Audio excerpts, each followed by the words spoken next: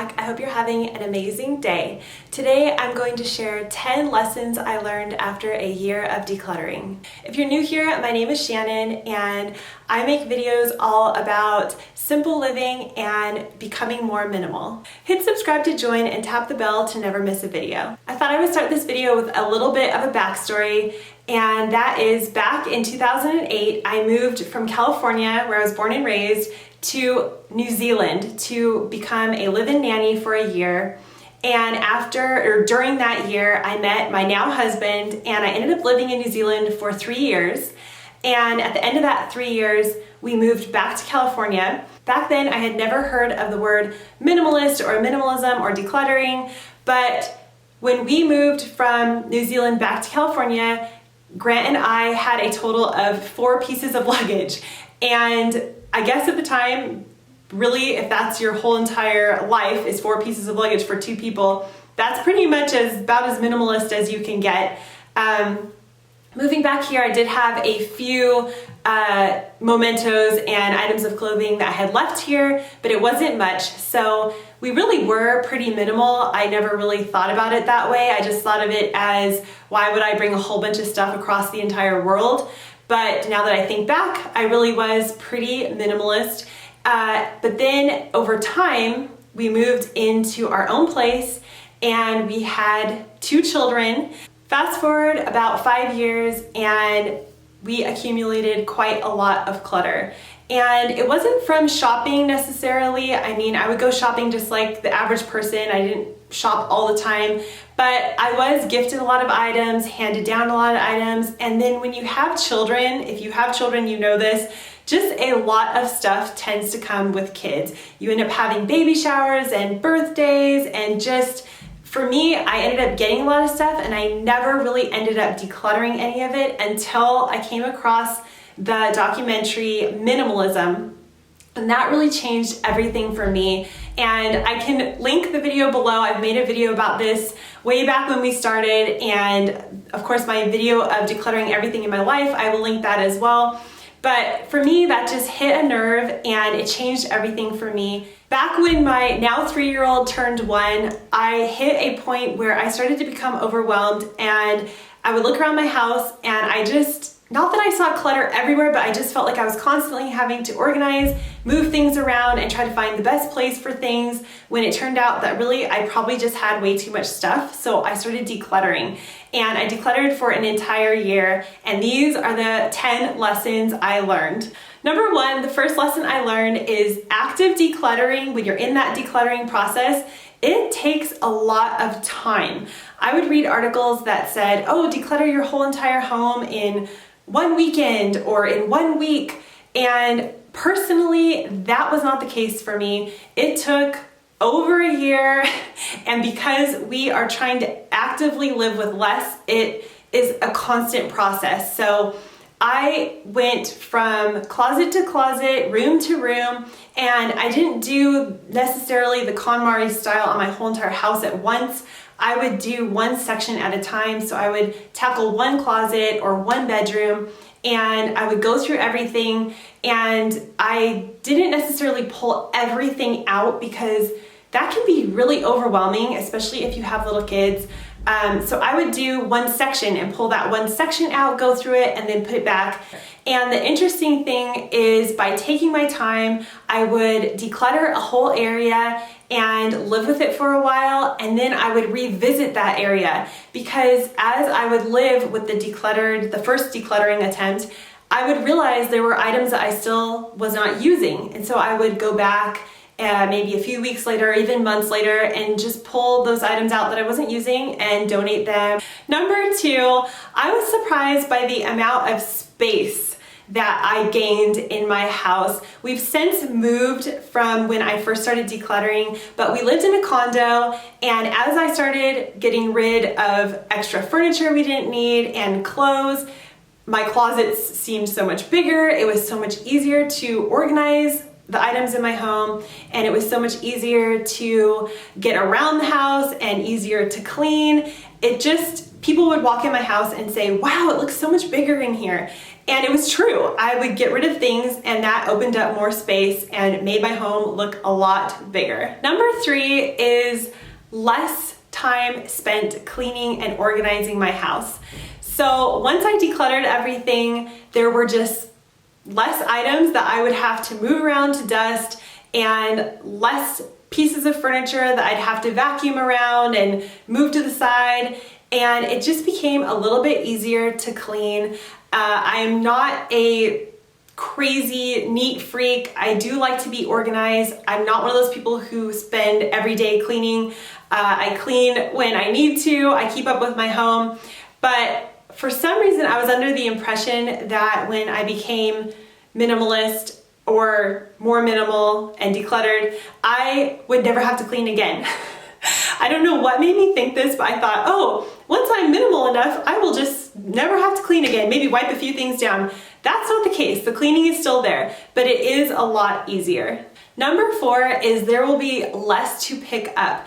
And this especially applies to moms of young children. And we all know that kids just have a way of pulling everything out no matter what it is. Even if you have no toys at all, they will pull, my kids pull the pillows off the couch and throw those around. So there will be things to pick up, but since decluttering, there is so much less that I have to pick up. Before I felt like I was drowning in toys because even though I kept it very organized in bins, it just felt like I would turn my back and the next thing you know, everything has been dumped out and spread across the entire house. And then I'd have to be reorganizing and putting it away. So since decluttering and going with more of a minimalist amount of toys for my kids, my life personally has really improved because I'm not spending over half my day picking up toys after little kids and having to sort and organize those toys. The other thing that changed is I made sure all of the toys went into the boys' room. And if I couldn't fit the toys in an organized manner in my boys' room, then I would have to declutter something. The more I decluttered, the less I brought into our house. So for me, decluttering was a huge task. It took a lot of time. The last thing I wanted to do was bring more items that I didn't need into my house. So I've become extremely picky when shopping. I try to really think about every purchase. My husband and I will have a lengthy discussion on new furniture items and different things that we bring into our house where in the past I would have just brought stuff in and not really thought too much about it. So that is one thing that has really changed for me, is just thinking about every single thing I bring in and actively decluttering as soon as I know I don't need something. So even, let's just say Emmett brings stuff home from school, I go through it, keep what we need, and just recycle the rest. I gained a lot of time when I was done decluttering. I guess decluttering took a lot of my time and it made me rethink how I spend my time. So I watch less TV. This is just my personal changes I made. I watch less TV. I spend less time on certain apps and things that I feel in the past I just wasted my time on. And for me, that was important because I want to spend my time in a way that is productive and that makes me happy. So I just thought about how I was spending my time, and I did gain some time because I wasn't spending as much time organizing, shopping, and decluttering. So once that decluttering process was over, I had a lot of extra time that I could choose how I want to spend. No longer living on autopilot. For instance, a new season would come along, and instead of looking at my wardrobe and trying to analyze what I had and what I might need, or maybe I don't need anything, I would just head to the store and start buying what I liked. Maybe not a lot, but I would just do that. And the interesting thing is now what I do is I will look at my closet, look at that season and what clothes I have, and kind of analyze what I might need. And sometimes I realize I don't even need anything. Like this summer, I didn't buy anything because I had enough. I didn't need any new items. So it's kind of interesting when you stop living on that autopilot, feeling like, okay, now's the new thing I need to go buy. Start questioning everything, you actually save a lot of money and a lot of time. After decluttering, I found that I was more organized and it was easier to stay organized. It may not look like it in our current situation because we did just move into this house and we're having to do a lot of renovations, but even with the move, I've found it's been a lot easier to stay organized and to get organized. I would find there were these things that I would call items that floated around our house. For instance, I never had a place for my husband's lunchbox. He'd come home from work, the lunchbox would be put on the counter, and then it would kind of float around. We would move it from left to right, and the weekends was the worst. This lunchbox would just be put everywhere and then we couldn't find it when Monday came around. So that was something that changed, is I assigned every single item in my home an area to live. So even the lunchbox was assigned a shelf in a cupboard. And that made it so much easier to stay organized and to stay decluttered, because when everything has a space, when I would go shopping, I would think, where will this item live? Where will it go when I get home? And so many times when I think that way, when I ask myself, where will I put this item or how will I use this item, I actually end up not buying it.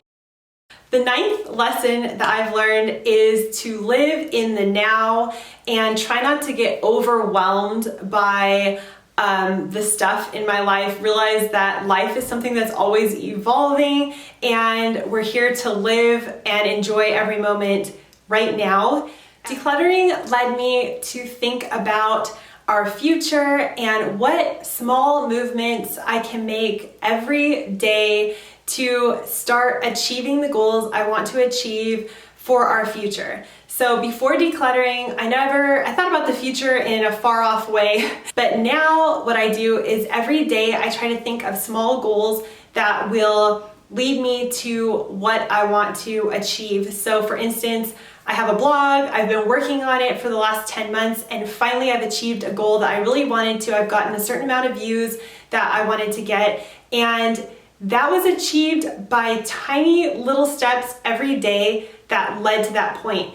For me, the byproduct of decluttering led me to the realization that I can make small, tiny improvements every single day of my life that will lead to the larger goals that I have for my future. I've heard this saying before, but you make a wall laying one brick at a time, and it's like that. Every single brick I'm laying is maybe a goal, and you can think of that in your decluttering process. Every item you're donating or getting rid of, you're getting closer and closer to your goal of an organized home. And that's how I'm thinking of my future right now, and the goals I'm trying to achieve is just chipping away very slowly every day, doing something that will lead me to the goal that I have. Leave me a comment below and let me know what has changed in your life from decluttering. If you would like to join my channel, hit the subscribe button and tap the bell to never miss a video. And you can click right here to see how we decluttered everything in our lives with before and after footage.